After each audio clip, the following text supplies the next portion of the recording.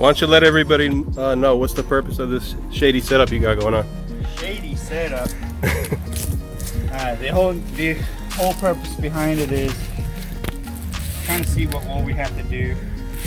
Trying to pressure wash everything, get it all clean. It's 30-year-old dirt, grime, and stuff. Fixing to redo all the suspension and everything like that. But you know, the previous owner let this thing sit in his yard for who knows how long. You know, it looks like it went to body shop at one point. It's got 3 different colors on it, which is not right. It's like they tried to color match it, but it just made it worse. So the front clip has been redone. They tried to do the targa and it didn't work. So now we're just getting everything cleaned off.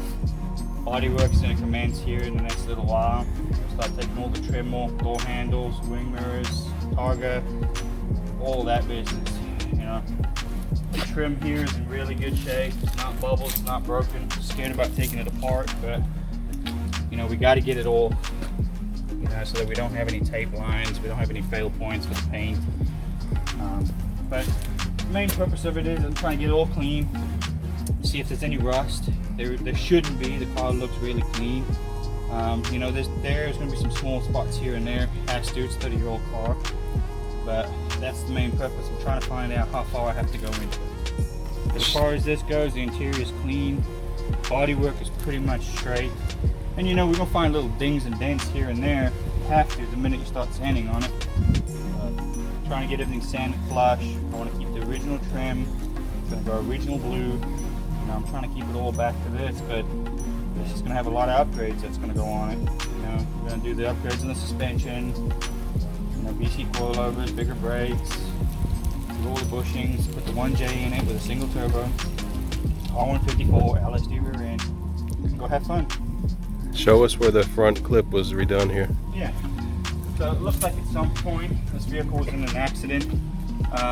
So this is an Indiana car. Very, very surprised because there's no rust underneath it. So whoever had it took care of it, or it was one of those vehicles that were purchased from another state and then landed up in Indiana. But the clip was redone right here, and you can see somebody welded on it. So it had a front end impact, but they cut the whole clip out. Even here by the strut tower, you can see that's been worked. This is all being redone because this is new jam sealer. It's been cut here and welded. Not too worried about it.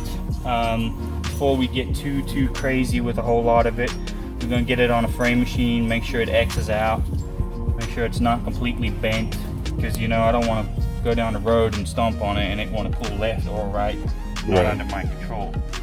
You know, I doubt it got damaged just because the way they clipped it. It's after the subframe mounts. Generally, if they would have done that, they would have clipped it on the next safe section. But I'm guessing the thing just got hit in the front, and they just decided it was easier to put a whole new clip on it. Okay. Because the hood's not the same. The hood's not original. Right. It looks like it was white at one point. The fenders and stuff have been done. They've been put on. You know, it looks like whoever done it before me done an okay job. Just when it came to the paint, they screwed up. Right. You know. Well, if they did all that work, it must have been. They must have felt it was worth doing. Yeah, I mean, the car is a clean car. I mean, for what it was and for where we found it, I mean. We found this in some guy's backyard. Right.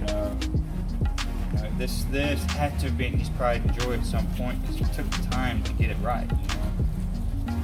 But you know, I guess life got in the way, so he moved on from it. But the interior is clean. And it's been taken apart. It looks like they started to take it apart to start doing all the jams. Right.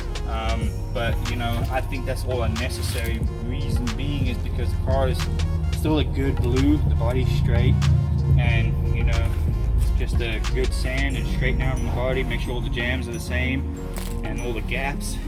Like, I mean, they put these fenders on and the gaps are pretty much good. I mean, right.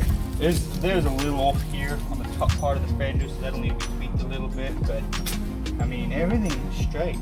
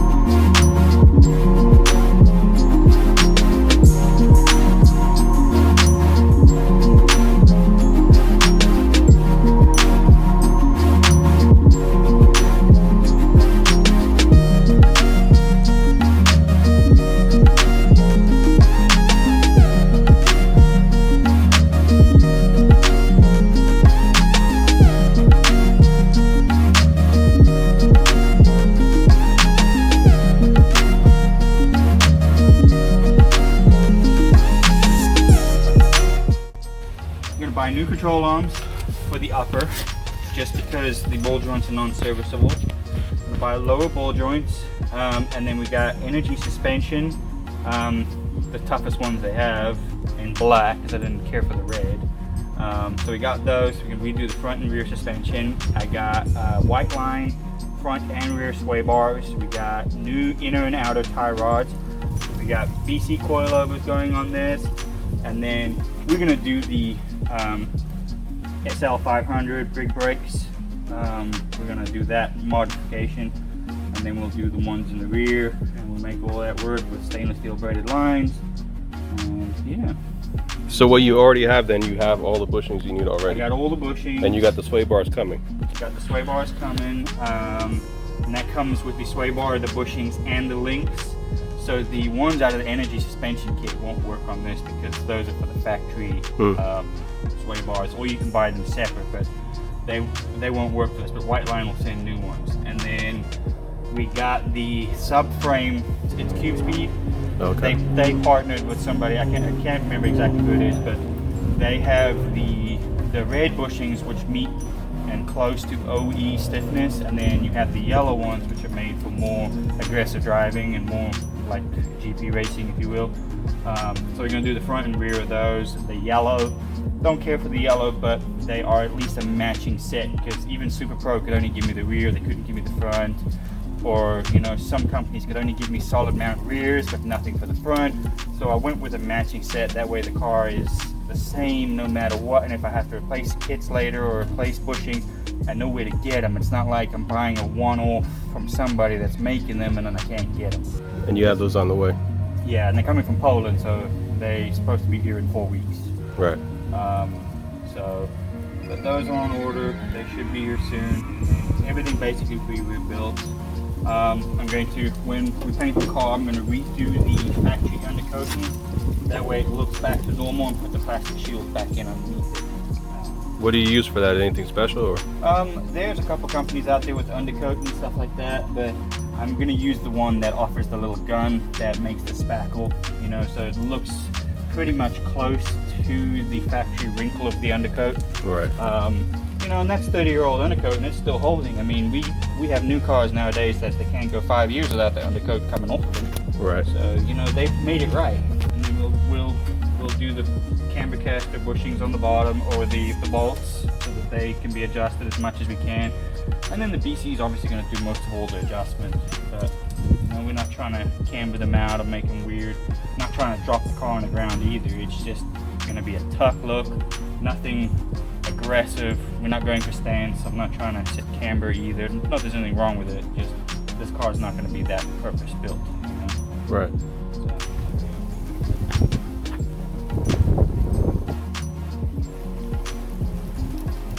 So tell us about these wheels. You're not running these wheels, or you are? I don't know. We're going to see, but they were meant for a wide body. They stick about an inch out from the body in the rear, and I just don't want to cut this body and, you know, do all that and then not look right.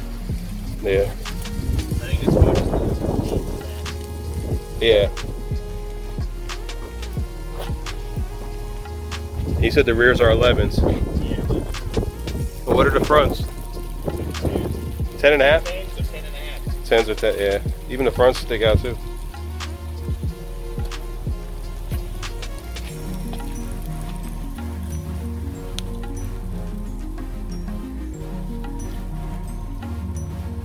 Just run some camber.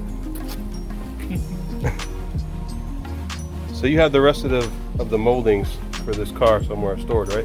What's that? You have the rest of the molding for this car stored away? Yeah, yeah. It's all inside the car. And it's all the same as this one here? It's all the blue. It's all that gray shadow, if you will. Right. Yeah, I have it all back here. It's all back here. We got everything from the speaker things, the glove box. But the main reason why all that was thrown in there is because we needed to check and make sure the pans were not rotted out, which they're not. We just washed it, so there's some water in there. But pans are not rotted out. that was the concern with that car. Right. When we opened it up to look to see how much damage was, we found that these were just rotted out, and that's just not good.